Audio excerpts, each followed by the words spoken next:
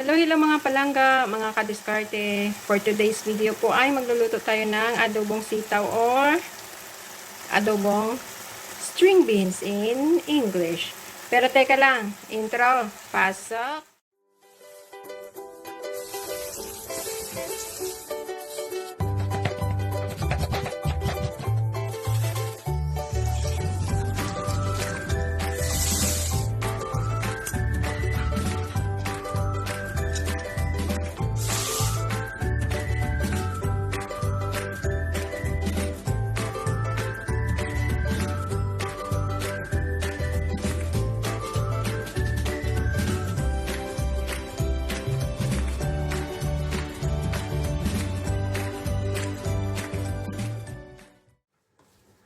Ayan, ngayong araw po ay magluluto tayo ng sitaw, adobo.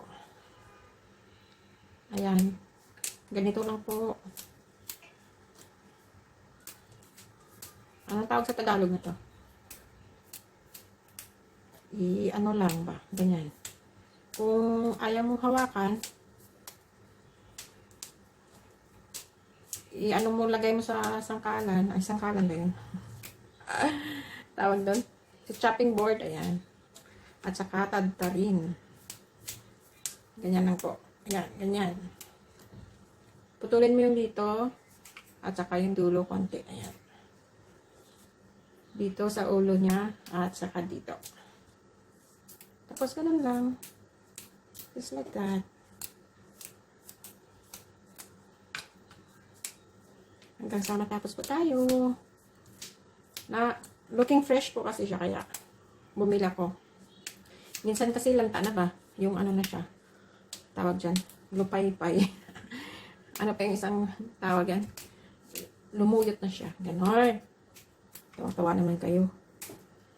Ayan. Good for 2 days na ulam na to, guys. Diba? Hanggang sa matapos tayo, ganyan lang. Hanggang dito na lang tayo. Hindi na tayo magluluto. Hanggang ito na lang gagawin natin. O, diba? At ito pa. Adobo tayo ng sitaw. Ayan, sa mainit na kawali. Lagyan natin ng mantika. Buhusan natin ng gasolina yan. O, diba? May gasolina. Siyempre, hindi mawawala yung bawang sa ating pagluluto. At huwag natin hayaan na masunog. Isunod na natin ang ating sibuyas. Napakasarap na sibuyas. Ayan. O, diba? Haluin ng mabuti. At palambutin. Nangyari sa'yo, Mitch. Pagod.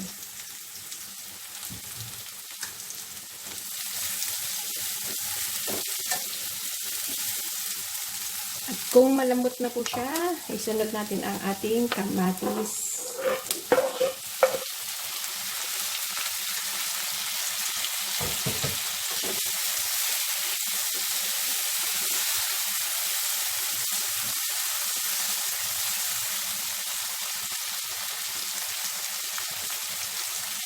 At lagyan natin ng asin. Huwag masyadong marami, guys, kasi maglalagay pa tayo ng ating soy sauce. May trivia po ako. Soy sauce, sa Tagalog po ay toyo yun, di ba? Tama ba? Oh, toyo at patis. Ang toyo po, sa Ilonggo, tawag namin doon patis. Ang patis naman sa Tagalog is fish sauce. Naintindihan nyo ba? Toyo sa Ilonggo, patis. Patis sa Tagalog, fish sauce. O, diba? Pinapahirapan nyo lang sarili nyo. Basta yun na yun. At ang ating napakagandang sitaw. May kasama pang buto-buto. O, diba? Naku. Gisa-gisa muna natin, ha? Para gumanda ang itsura.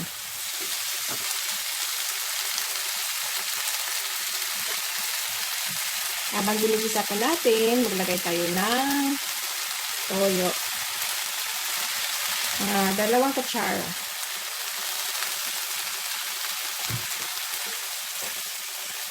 Kung gusto nyo ng maanghang, lagyan nyo ng sili.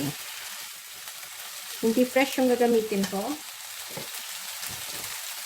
Maglalagay lang po ako ng powder. 1 teaspoon of chili powder.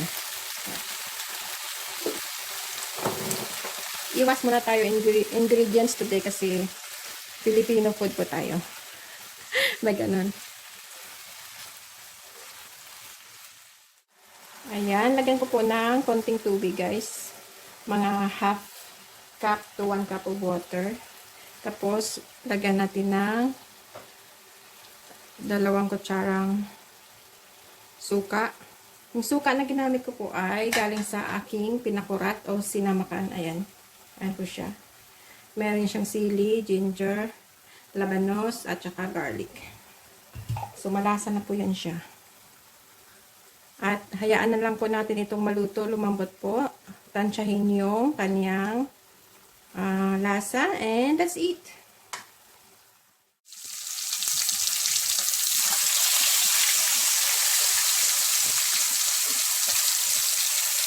At ito ang ating ipapartner sa ating adobong sitaw.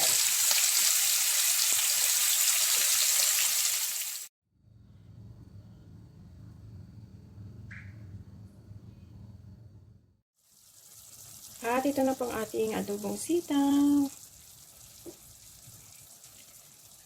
Ayan guys, please do like, share, and subscribe. Comment down below and hit the bell button para updated sa aking upcoming videos.